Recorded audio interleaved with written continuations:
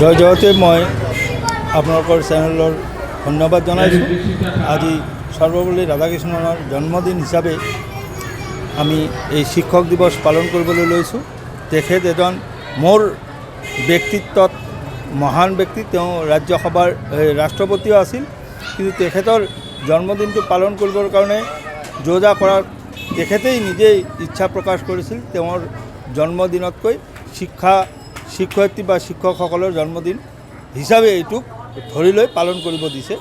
যিয়ে নহওক, আজি আমাৰ গুৰুকুল ইংলিছ একাডেমীৰ তৰফৰ পৰা আমি ভাৰতীয় সংস্কৃতি, অসমৰ সংস্কৃতি তথা আমাৰ যিটো প্ৰাচুৰ্য আদিম যুগৰ যিটো কীৰ্তিকলাপ, তাক আমি আৰু ষ্টুডেণ্টসকলৰ যে সভ্যতা সংস্কৃতিৰ বিষয়ে জ্ঞান আৰু গুৰুজনক কেনেকৈ শ্ৰদ্ধা কৰিব লাগে সেইখিনি বস্তু আমি আজি তুলি ধৰিছোঁ বা তেখেতসকলক শিকাবলৈ আমি যত্ন কৰিছোঁ।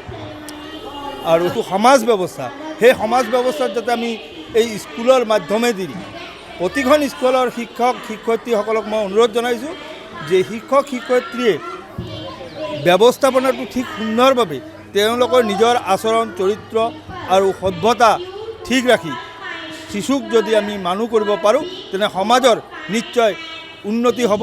আৰু প্ৰভাৱটো স্কুলখনে মানুহ এজন খুব ভাল শিক্ষিত কেতিয়া হয়, সেই প্ৰশ্নটি আমাৰ মনত জাগিছে।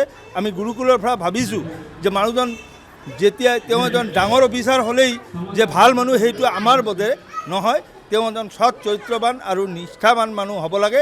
সেই ব্যৱস্থাটো কৰাৰ কাৰণে আমি যত্ন কৰিছোঁ।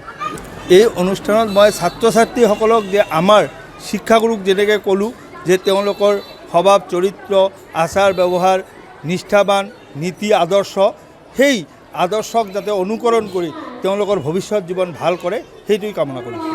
দিনজোৰা কাৰ্যসূচীত প্ৰথমতে শিক্ষাগুৰুসকলক পুষ্প দি আদৰণি, তাৰপিছত ভৰি ধোৱা, তাৰপিছত আছিল বৃক্ষৰোপণ আমি কৰিলোঁ। তাৰপিছত আছে আমাৰ ছাত্ৰ ছাত্ৰীসকলৰ বিভিন্ন গুৰুজনক কেনেকৈ শ্ৰদ্ধা কৰিব লাগে সেই বিষয়ে পাৰফৰ্মেঞ্চ ষ্টেজত।